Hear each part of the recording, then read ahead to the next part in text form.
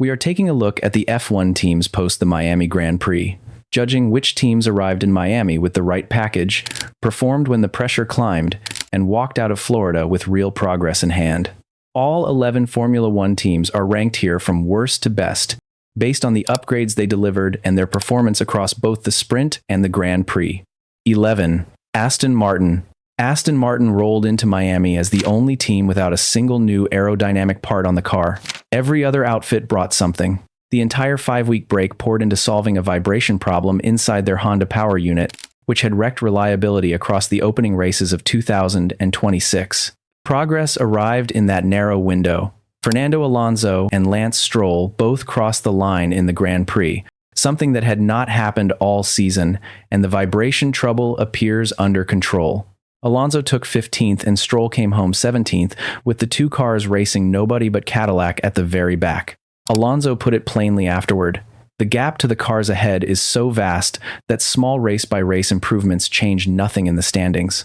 Until the team finds a 1.5 to 2 seconds, every dollar spent on upgrades produces no real result. That is a brutal self-assessment and an honest one. 10. Cadillac.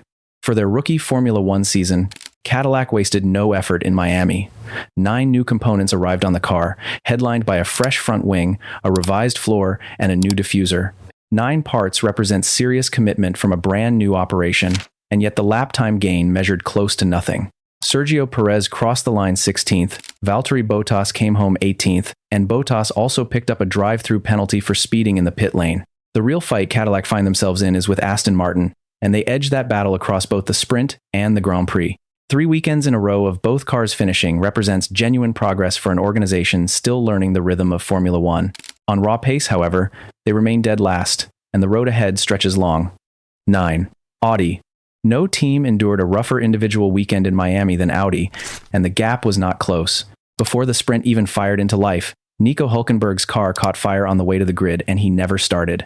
Gabriel Bortoleto finished the Sprint only to be disqualified when his engine air intake pressure measured above the permitted level. Qualifying brought more flames, with Bortoleto's brakes igniting on the cooldown lap after his final run. During the Grand Prix, Hülkenberg retired early after contact with Carlos Sainz caused an overheating issue, while Bortoleto fought back from the rear to finish 12th, hinting at underlying pace when the car actually runs. For a major manufacturer team like Audi, a weekend of fires, disqualifications, and mechanical failures cannot keep happening. New racing director Alan McNish has one priority before anything else, which is getting both cars to the flag consistently. 8. Haas. Before Miami, the decision Haas made was straightforward: hold the main upgrade for Montreal. That choice left them running essentially the Japan specification car, and the gap to the cars around them told the story. Oliver Bearman qualified 13th and finished 11th, while Esteban Ocon went 15th in qualifying and crossed the line 13th. Neither car came near the points. Bearman acknowledged after qualifying that Miami was always going to be painful given what stayed in the factory. Here is the more worrying part. This circuit actually suits the Haas car reasonably well, and on a track that should rank among their stronger venues, both Alpines outqualified them, with a recovering Bortoleto finishing ahead. Alpine overtook Haas in the constructors' standings across this weekend. Montreal is no longer just important, it is urgent. 7. Racing Bulls. A genuine upgrade landed on the Racing Bulls car in Miami. New front and rear wings, revised floor edges, and updated brake ducts went on. Nothing on paper suggested the weekend would unravel the way it did. On lap 5 of the Grand Prix, Liam Lawson suffered a sudden gearbox failure under heavy braking. The car dropped into neutral with no way to stop before hitting the rear of Pierre Gasly's Alpine. The impact launched Gasly flipping into the barrier. Gasly walked away, which mattered more than anything else. Stewards reviewed the incident and cleared Lawson, accepting the mechanical failure explanation, yet both cars were finished, and Arvid Lindblad was classified 14th at the back with nowhere to go. When a team brings a proper upgrade package and leaves with 0 points along with their equipment scattered across the track, nothing positive comes from the weekend. 6. Alpine. Alpine owned the midfield narrative of Miami, and they deserve every bit of their moment here. They delivered the largest upgrade of any team outside the top 4, headlined by a brand new lighter chassis built specifically for Franco Colapinto. That chassis came together during the break and went through a shakedown before the team even flew to Florida. Results confirmed it. Colapinto and Pierre Gasly were the only midfield drivers to reach the final stage of qualifying in both the Sprint and Grand Prix sessions.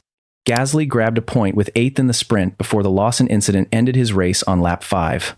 Colapinto's story unfolded differently. He ran as high as 5th in the opening stages of the Grand Prix, held station through the pit stop phase, and crossed the line 8th before being promoted to a career-best 7th following Leclerc's post-race penalty.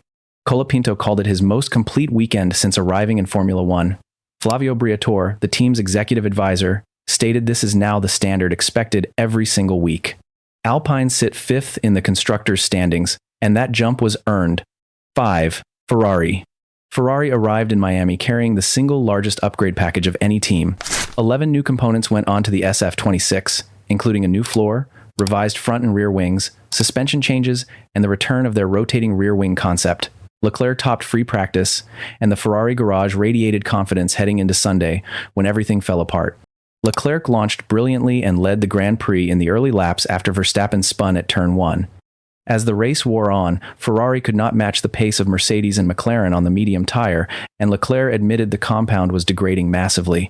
On the final lap, chasing Oscar Piastri for the last podium place, Leclerc lost the car, struck the barrier, and damaged the SF26 so badly the steering no longer worked properly.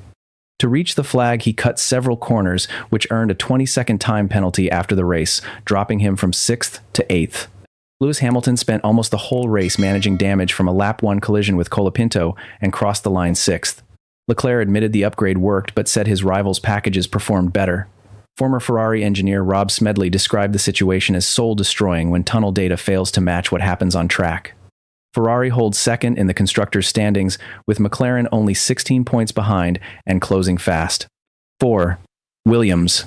Carlos Sainz finished 9th, and Alex Albon 10th in Miami, the team's first double points finish of the 2026 season. The numbers may look modest, but the story behind them carries real weight. The upgrade Williams brought to Miami was originally meant to be their Race 1 package. Factory delays and preseason test failures pushed it back 4 rounds. Sainz confirmed after the Grand Prix that the team had finally put on track the car they always intended to race from the very beginning of the year. Changes centered on a new floor and revised bodywork that stripped meaningful weight off the FW48, which had been a major headache through the early season. Williams were not yet close enough to challenge Alpine, who crossed the line around 20 seconds ahead of Sainz, yet the direction is now clearly positive. Team principal James Vowles confirmed more upgrades are coming in Canada, with a larger step at Monaco. Williams over-delivered relative to expectations this weekend, which is precisely why they sit above Ferrari in this ranking. 3. Red Bull. One of the most impactful upgrade packages of the weekend belonged to Red Bull. Changes covered the front wing, floor, side pods, and a new rotating rear wing concept. The effect in qualifying was immediate. Max Verstappen planted the RB22 second on the grid, his best qualifying result of the season, missing pole by less than 0.3 of a second. Red Bull belonged in the front row conversation again. Race day brought complications. Verstappen raced 3 cars wide with Leclerc and Antonelli into turn 1, locked up and spun a full 360 degrees before rejoining. Dropping to the back of the top 10, he then fought all the way back to 5th, racing Ferrari and McLaren drivers on pure merit through the closing stages. The other side of the garage told a very different story. Isaac Hadjar was disqualified from qualifying after the floor of his car failed a dimensional check by just 2 millimeters. Starting from the pit lane, he crashed on lap 6, and the weekend was finished. Red Bull issued a public apology. The mistake cost them points and cost Hadjar any chance of a result. Verstappen's day told the story that mattered. The upgrade delivered, and Red Bull are back in the front 4 fight. 2. McLaren. 7 new components arrived with McLaren in Miami, built around a completely new floor and revised bodywork. Lando Norris claimed pole position for the sprint race, the first pole of 2026 not taken by a Mercedes driver. He then won the sprint from start to finish with Oscar Piastri second, handing McLaren their first race victory of the year and ending Mercedes' perfect record across all sessions. In Grand Prix qualifying, Norris took 5th and Piastri 3rd. During the race itself, Norris led and looked capable of winning before a slow entry to his pit stop gave Mercedes the window they needed. Antonelli emerged ahead after the stops, and Norris could not reclaim the position. Second came his way, with Piastri 3rd. On team radio after the flag, Norris was vocal, making clear he felt the win was right there. McLaren team principal Andrea Stella acknowledged that Mercedes still hold a slight advantage on pure pace. He also confirmed upgrades are planned for Canada, Monaco, and Spain. McLaren now sits 16 points behind Ferrari in the constructors' standings with 20 races remaining. They are the fastest developing team in Formula One right now. 1. Mercedes. The top spot goes to the team that brought the least and still won the Grand Prix. Mercedes deliberately held their major upgrade back for Montreal. What landed in Miami amounted to 2 minor adjustments: a revised tailpipe bracket and a small change to the front brake drum. 2 items, against 11 from Ferrari. Kimi Antonelli grabbed pole position. He made a difficult start and dropped behind Leclerc and Norris in the opening laps. Through a perfectly timed pit stop and sharp race management in the closing stages, he hauled himself back to the lead and held off Norris by just over 3 seconds at the flag. George Russell finished 4th. Antonelli is now the first driver in Formula One history to convert his first 3 consecutive pole positions at the same events into wins. He crossed the 100-point mark for the season and leads the Drivers' Championship by 20 points over his teammate Russell. In the constructors' standings, Mercedes lead Ferrari by 70 points after just 4 races. Toto Wolff spoke plainly after the race. Mercedes is out of sync with its upgrade schedule compared to rivals, and the Montreal package has to work when it arrives. The fact that this team leads the championship by 70 points while deliberately running behind on development is the most telling number of the entire Miami weekend. Ferrari brought the most parts and left with the most questions. Mercedes brought almost nothing and lead the championship by 70 points. Alpine delivered the midfield result of the season so far. McLaren are quietly becoming the most dangerous team in this title fight. The next round is Canada, where Mercedes finally brings their main package, and both Haas and Racing Bulls arrive with significant upgrades. The order is about to shift again. If this breakdown was helpful, please like and subscribe to the channel so you do not miss the next update.